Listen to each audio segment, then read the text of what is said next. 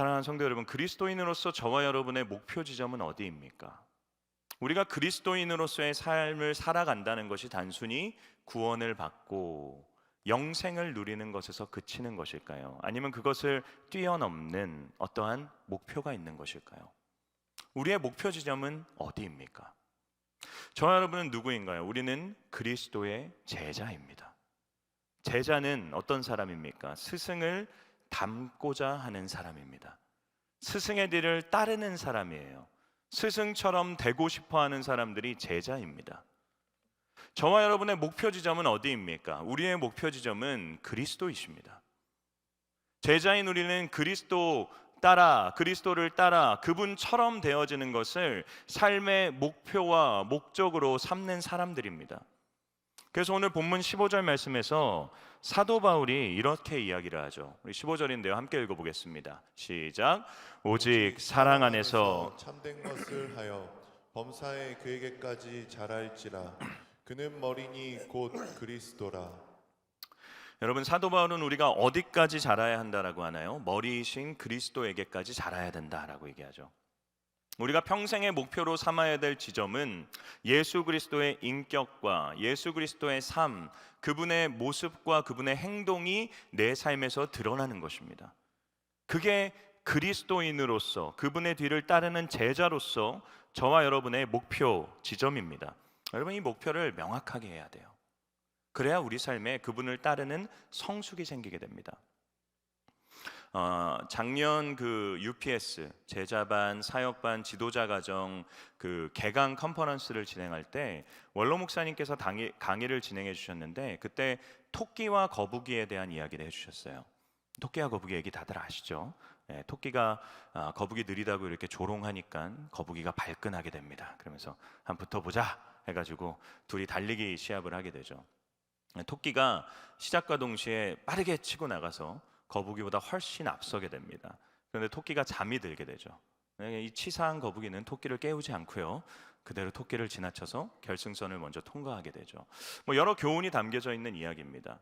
그런데 원로 목사님께서 뭐라고 말씀하셨냐면, 토끼가 잠을 잔 목적을 얘기해 주셨어요. 어디서도 못 들어보신 얘기일 겁니다.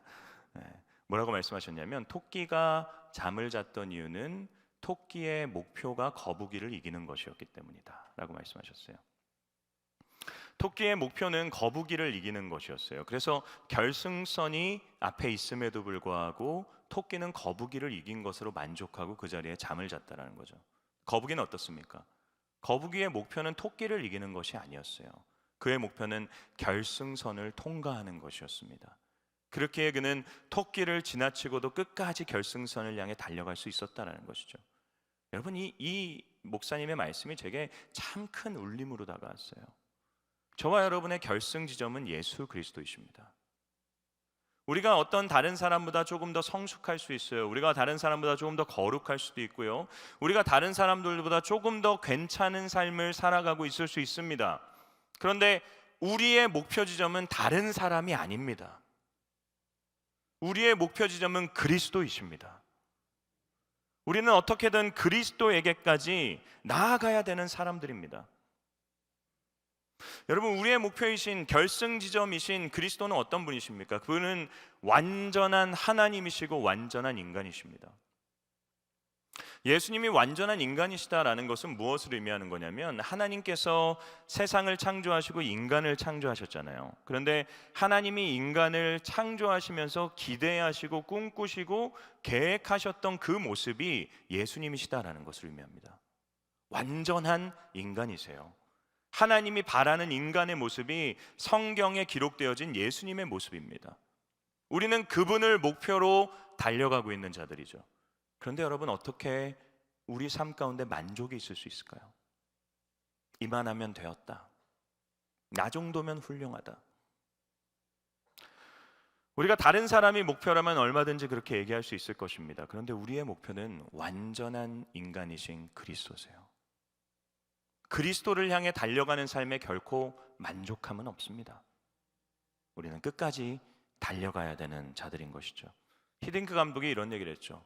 난 여전히 배고프다. 우리는 여전히 그리스도를 향해 가는 길 가운데 여전히 배고파야 됩니다. 이만하면 되었다라고 생각하는 자기 교만을 깨트려야 돼요, 여러분. 어린아이들이 성장하기 위해서, 어린아이들을 가르치기 위해 가장 먼저 하는 것이 무엇인가요? 아이들의 현재 상태를 진단하게 하는 것입니다. 너가 지금 어느 정도 수준이고 너가 어디에 서 있다라는 것을 먼저 깨닫게 해주죠. 그래야 자기 자신이 나아가야 될 목표를 바라보게 되기 때문입니다. 목표를 바르게 설정하게 되죠. 여러분, 철학자 소크라테스가 이런 말을 했죠. 내 자신을 알라. 뭘 알라는 것일까요? 너의 외모가 어떤지, 너의 재산이 어떤지, 너의 재력이 어떤지, 너의 능력이 어떤지 그런 걸 알라는 것일까요? 그렇지 않습니다. 소크라테스가 너 자신을 알라라고 했을 때 이 알미란 너가 얼마나 무지한 존재인지를 알라는 것입니다. 너가 얼마나 무지한 존재인지를 알라. 그것을 인정하고 깨달으라 얘기하고 있는 것이죠. 왜 그런가요? 자기 자신이 무지하다는 것을 깨닫고 인정해야지만, 알아야지만 인간은 비로소 진리를 향한 추구를 시작하기 때문입니다. 나는 지금 어디에 서 있습니까? 여러분, 우리는 흔히 목회를 장기 마라톤이다라고 비유를 해요. 페이스 조절을 잘해야 된다는 것이죠. 근데 동시에 목회 가운데 도달해야 되는 결승 지점은 아직 먼 곳이다라는 것을 의미하는 것입니다. 사랑하는 성도 여러분, 그리스도인으로서 저와 여러분의 모든 삶은 마라톤과 같습니다. 목표 지점은 까마득히 멀게 느껴집니다. 근데 우리는 여전히 그곳을 향해 달려가야 되는 자들이에요. 우리는 42.195라고 하는 이 긴 레이스 가운데 어느 정도의 길 위에 서 있습니까? 우리는 그리스도를 닮아가는 삶이라고 하는 우리 삶의 중요한 목표 가운데 어느 정도 그 목표를 이루고 나아가고 있습니까? 여러분, 우리는 그리스도에게까지 자라야 됩니다. 그러기 위해 우리는 훈련받아야 돼요. 교육과 훈련의 자리로 우리 스스로를 나아가기로 결단해야 됩니다. 여러분, 우리가 가지고 있는 환상 중에 하나가 무엇이냐면 예배 자리로 매주 빠지지 않고 나오면 내 신앙이 저절로 성숙하게 될 거다라고 하는 생각입니다. 여러분, 학교를 개근하면 성적 우수하게 되나요? 개근상 받는 아이들이 꼭 성적 우수상을 의미하는 것은 아닙니다. 학교를 열심히 나오죠. 열심히 나왔는데 열심히 나오는 것만으로 성장하진 않아요. 무엇을 해야 되나요? 예습과 복습을 해야 됩니다. 모르는 것이 있다면 붙잡고 물어봐야 됩니다. 때로는 밤을 새면서 치열하게 그 공부를 해나가야만 합니다. 교육과 훈련의 자리에 나와서 희생하고 내 시간을 들일 때 비로소 성장하게 되는 것이죠. 여러분, 그리스도인들의 영적인 성장도 마찬가지예요. 우리가 이 예배의 자리에 나오는 것은 기본입니다. 그리스도인으로서 우리의 기본이에요. 이 자리에서 날마다 하나님 앞에 나아갈 수 있는 동력을 얻는 것입니다. 근데 우리의 성장은 교육과 훈련을 통해서 이루게 되어집니다. 물론 어렵죠. 물론 쉽지 않습니다. 희생이 필요합니다. 그런데 그 어려움과 희생과 쉽지 않음을 통해 우리는 비로소 조금씩 성숙해지고 조금씩 그리스도를 닮아가는 삶으로 나아가게 되는 것이죠. 여러분, 성숙과 성장은 한순간에 되어지지 않아요. 아이들이 1년 만에 훅 자라나요? 그럼 병원에 가셔야 됩니다. 성장과 성숙은 점진적인 것이죠. 계단식입니다. 오랜 시간을 들여야 돼요. 지리한 그 시간을 견디어내야 됩니다.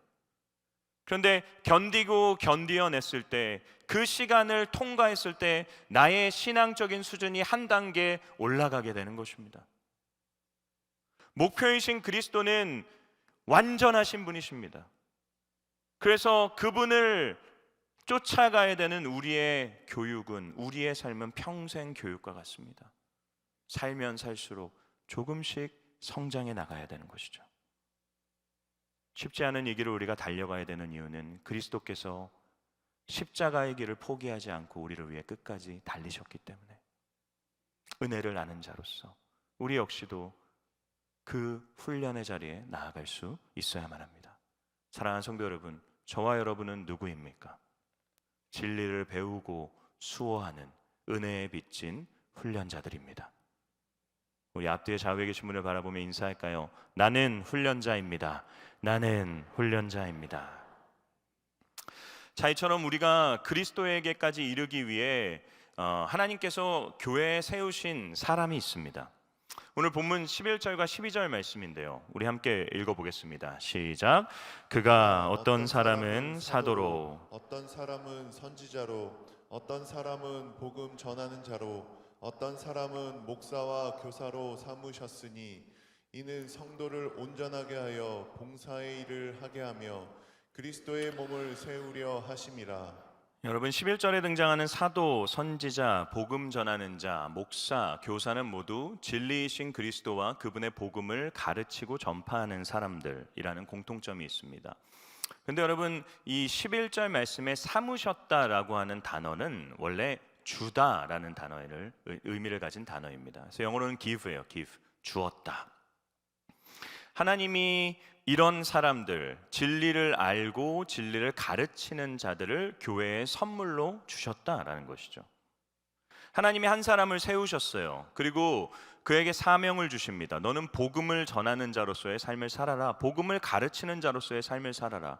그리고 그의 삶의 전 영역을 통해서 그 한 사람을 교육시키세요. 훈련시키십니다. 준비시키세요. 그리고 훈련되어진 그 사람을 교회에 선물로 주신 것이죠. 여러분, 저와 우리 모든 목사님들 그리고 전도사님들은 하나님이 이 교회에 선물로 주신 분들입니다. 어떻게 선물이 마음에 드시나요? 네, 반품은 안 됩니다. 네. 하나님이 우리들을 교회에 선물로 주신 이유가 무엇 때문입니까? 12절을 보게 되면요, 성도를 온전하게 하기 위해서다라고 얘기합니다. 교육과 훈련을 통해서 성도를 온전하게, 완전하게, 장성한 자가 되도록 하기 위해 교회에 이런 사람들을 선물로 주셨다는 것이죠. 성도가 온전하여짐으로 어떤 일을 감당하게 되나요? 교회를 세우고 봉사의 일들을 감당하게 되는 것입니다. 여러분, 목회자 한 사람이 교회의 모든 일을 감당해낼 수 없습니다. 그건 애당초 불가능한 일입니다. 하나님이 목회자를 교회에 선물로 보내주신 이유는 모든 영역을 다 하라라는 것이 아니라 성도들을 교육시키고 훈련시켜서 그들을 온전한 자로 성장케 하고 그들로 하여금 봉사의 일을 감당함으로 교회를 세워나가는 일에 헌신할 수 있도록 하기 위해 목회자를 보내신 것이죠. 그게 하나님이 교회를 운영하시는 하나님의 영적인 원리입니다. 중요한 포인트가 뭔지 아세요? 순서입니다. 뭐가 먼저인가요? 교회를 세우고 봉사의 일을 하는 것이 먼저입니까? 그렇지 않습니다. 온전하여지는 것이 먼저입니다. 훈련받아서, 교육받아서 온전하여지는 것. 그래서 온전해지는 자가, 그 온전함을 추구하고 목표로 하는 자가 봉사의 일들을 감당하고 교회를 세워나가는 일들을 감당할 수 있다는 것이죠. 내가 온전하지 않습니다. 그런데 어떻게 교회를 세워나갈 수 있나요? 우리는 오히려 교회를 무너뜨리는 자가 되어지게 됩니다. 스스로의 신앙도 깨어지는 자가 되어지게 돼요. 우리는 온전함을 먼저 추구해 나가야 합니다. 여러분, 제가 이 캠페인을 진행하는 이유가 무엇 때문일까요? 저 이 이유 때문에 합니다. 사실 솔직히 말씀드리면요, 저도 안 하는 게 더 편합니다. 저도 이 시간이 힘들어요. 저 교회에 부임해서요, 적응하는 것도 힘듭니다. 여러분, 제가 처음에 그래서 하나님이 저에게 이 40일 캠페인을 알게 하시고 이 캠페인을 진행하고자 하는 마음을 주셨을 때 제가 많이 거부했어요. 기도하면서 제가 막 이런 얘기를 했습니다. 하나님, 한 몇 년 지난 후에 해야 되지 않겠습니까? 저 힘듭니다. 성도님들도 낯서실 겁니다. 여러 두려움과 불안함들이 있었기에 저도 몇 년 후에 했으면 좋겠다라는 생각을 했어요. 그런데 하나님이 기도 가운데 제게 뭘 깨닫게 해주셨냐면 십자가의 길을 깨닫게 해주셨어요. 그리스도께서 십자가를 짊어지지 않으셔야 될 수백 가지의 이유가 있더라고요. 근데 그럼에도 부분이 십자가를 짊어지고 그 길을 걸어가셨던 이유는 무엇 때문입니까? 한 가지의 이유 때문이죠. 그게 하나님이 기뻐하시는 뜻이었기 때문에. 제가 이 마음을 깨닫고 네 주님, 제가 순종하겠습니다. 사랑하는 성도 여러분, 저는 여러분들이 온전해지기를 원합니다. 40일의 기간은요, 쉽지 않은 기간입니다. 힘든 시간입니다. 당연한 거예요. 40일 동안 교육과 훈련을 내가 진행하고 또 받는다는 것은 결코 쉽지 않은 시간입니다. 근데 우리가 이 40일을 그냥 흘려보낸다면 이것은 나에게 어떠한 유익도 없을 것입니다. 근데 내가 이 40일의 기간 동안 결단하여서 묵상집을 읽고 그것을 공부하고 내 삶을 돌아보며 액션 플랜들을 실천하는 자리로 나아갈 때 여러분, 하나님이 차츰차츰 저와 여러분을 온전하게 세워나가실 것입니다. 저 그것을 기대하고 있습니다. 여러분, 사랑하는 성도 여러분, 저와 여러분은 훈련자들입니다. 우리는 훈련받아 그리스도에게까지 성장해야 되는 자들입니다.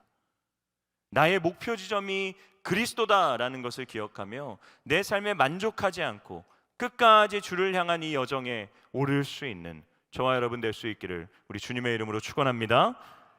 그렇다면 우리가 온전해지기 위해서 어떻게 해야 될까요? 어떤 일들이 우리 가운데 있어야 될까요? 어떤 훈련들을 받아야 되는 것일까요? 13절 말씀에서 사도 바울이 이런 두 가지의 일을 이야기합니다. 우리 13절 말씀을 읽어보겠습니다. 시작. 우리가 하나님의 아들을 믿는 것과 아는 일에 하나가 되어 온전한 사람을 이루어 그리스도의 장성한 분량이 충만한 데까지 이르리니. 여러분, 온전한 자는 누구인가요? 두 가지를 이야기하죠. 진리이신 그리스도 그분을 아는 것, 믿는 것, 그리고 그분을 아는 것입니다. 믿는 것만 이야기하지 않습니다. 믿는 것만으로 성숙한 자가 되지 않죠. 온전한 자가 되지 않습니다. 아는 자리까지 나아가야 됩니다. 우리는 진리이신 그리스도 그리고 그분의 복음을 믿는 자들입니다. 근데 여러분, 우리는 그것을 얼마나 아는 자들입니까?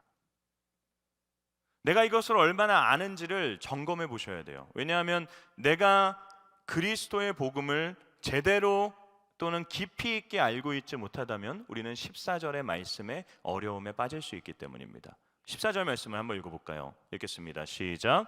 이는 우리가 이제부터 어린아이가 되지 아니하여 사람의 속임수와 간사와 유혹에 빠져 온갖 교훈의 풍조에 밀려 요동하지 않게 하려 함이라. 여러분, 사도 바울은 여기서 온전한 자, 즉 성장한 자와 어린아이를 대조해서 설명하고 있죠. 어린아이는 어떤 존재입니까? 요동하는 자입니다.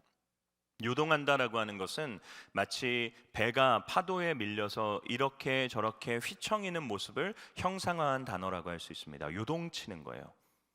근데 이 어린아이들은 왜 요동치나요? 세상의 간사한 속임수, 그리고 유혹들, 그리고 거짓된, 잘못된 세상의 가르침들 때문인 것이죠. 여러분, 실제로 어린아이들은 어떤가요? 어머니들이 아이들을 학교 보낼 때 늘 하는 말이 있죠. 누가 맛있는 거 준다고 해도 따라가면 안 돼. 왜 이런 말을 하시나요? 실제 따라가기 때문에. 어린아이들은 눈앞에 있는 것이 가장 좋은 거다라는 생각을 해요. 자기 눈앞에 자기가 원하는 것이 있을 때 그것이 내게 좋은 것인지 나쁜 것인지 생각하지도 않습니다. 아니, 분별할 만한 지혜와 능력이 없습니다. 그냥 눈앞에 있는 것을 쫓아가는 삶, 그게 어린아이의 삶이에요. 그러다 보니까 여기저기 다양한 속임수와 유혹들 앞에 넘어집니다. 잘못된 이야기들을 분별해서 걸러낼 수 있는 실력과 능력이 없습니다. 영적인 어린아이도 마찬가지다라는 거죠. 세상은 끊임없는 유혹들이 있어요. 세상은 끊임없는 간사한 속임수들이 있어요. 세상엔 끊임없는 잘못된 가르침들이 있습니다. 우리가 그런 세상을 살아가고 있지 않나요? 근데 그 세상 가운데서 우리는 진리를 배우고 진리를 수호해야 되는 자들입니다. 진리를 수호하고 지켜내야 되는 우리들이 진리가 무엇인지를 제대로 알지 못한다면 우리 역시도 어린아이와 같이 요동치는 자가 될 수밖에 없는 것이죠. 작은 고난에도, 작은 속임수에도, 작은 유혹에도 이리저리 휘청이면서 날마다 무너졌다 일어나고 무너졌다 일어나는 이 생활을 반복할 수밖에 없는 것입니다. 여러분, 온전한 자는 어떤 자인가요? 요동하지 않는 자입니다. 뿌리가 깊은 나무예요. 말씀에 뿌리 박혀 있습니다. 하나님이 누구신지를 이해하고 있습니다. 그분의 구원이 어떤 것인지, 우리의 마지막이 어떤 것인지를 굳건하게 믿고 있습니다. 때로는 유혹이 찾아오고 간사한 속임수가 있고 사람들의 잘못된 가르침이 있어도 하나하나 일희일비하지 않습니다. 복음을 알기 때문에. 사랑하는 여러분, 우리는 모를 때 흔들립니다. 알 때 흔들리지 않습니다. 우리는 그분의 복음을 알아야 돼요. 얼마나 배움의 자리로 나아가고 계십니까? 제가 나온 대학교는 서울 노량진 근처에 있었습니다.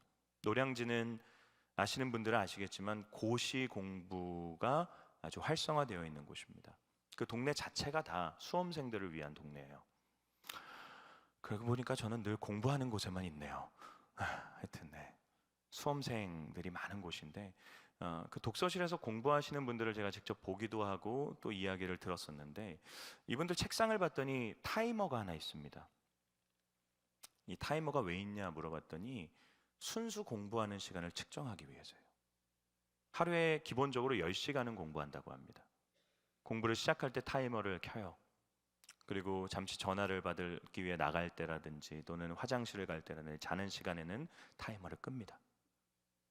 그리고 다시 돌아와서 순수하게 10시간의 공부를 내가 채우고 난 후에야 잠자리에 든다고 해요. 여러분, 세상의 학문과 세상의 지식을 배우는데도요, 이 정도의 노력과 열심을 쏟아붓습니다. 삶을 헌신합니다. 우리는 예수님을 진리라고 믿는 자들 아닙니까? 세상의 그 어떤 것과도 비교할 수 없고 세상의 그 어떤 것과도 감히 대체할 수 없는 유일한 진리라고 고백하는 자들 아닌가요? 우리는 그분을 아는 일에는 이만큼의 노력과 열심도 쏟지 않고 있지 않습니까? 어쩌면 선택 과목 정도로, 어쩌면 어떠한 책임도 지지 않는 청강 정도로 그분을 아는 일을 우리의 삶을 드리고 있는 것은 아닙니까? 여러분, 제가 설교를 준비하는데요, 사도 바울의 이 믿음의 고백이었죠. 사도 바울이 성도들을 향해서 던졌던 이 기도가 제 마음속에 떠올랐습니다. 에베소서 3장 14절에서 19절 말씀인데요, 우리 함께 읽어보겠습니다. 시작. 이러므로 내가 하늘과 땅에 있는 각 족속에게 이름을 주신 아버지 앞에 무릎을 꿇고 비노니 그의 영광의 풍성함을 따라 그의 성령으로 말미암아 너희 속 사람을 능력으로 강건하게 하시오며 믿음으로 말미암아 그리스도께서 너희 마음에 계시게 하시옵고 너희가 사랑 가운데서 뿌리가 박히고 터가 굳어져서 능히 모든 성도와 함께 지식에 넘치는 그리스도의 사랑을 알고 그 너비와 길이와 높이와 깊이가 어떠함을 깨달아 하나님의 모든 충만하신 것으로 너희에게 충만하게 하시기를 구하노라. 아멘. 여러분, 사도 바울이 무엇을 위해 무릎 꿇고 하나님 앞에 기도하나요? 성령이 성도들의 마음 안에 있어서 그들의 속사람이 강건하여지고 그들이 굳건하여지고 무엇보다 그들이 진리이신 예수님을 아는 지식이 날마다 그 깊이와 높이와 너비와 그 깊이가 길이가 날마다 충만해지기를 원한다. 그럼 제가 설교를 준비하면서 이 기도를 동일하게 드렸습니다. 하나님, 사랑하는 우리 범어교회 성도님들이 교회에 왔다 가는 것에 만족하는 자들이 되지 않게 하여 주옵소서. 하나님의 사랑의 그 깊이를 알고 그 높이를 알고 그 넓이를 알고 그 길이를 아는 날이 갈수록 성장하는 자들이 되게 하여 주옵소서. 사랑하는 성도 여러분, 우리는 훈련자입니다. 우리는 그리스도까지 도달해야 되는 사람들입니다. 그렇기에 우리는 결코 지금의 상태에 만족할 수 없는 자들입니다. 살면 살수록 그리스도의 사랑의 깊이와 길이와 너비와 그 높이를 깨달아서 우리의 신앙이 조금 더 성숙해져가는 저와 여러분이 될 수 있기를 우리 주님의 이름으로 축원합니다.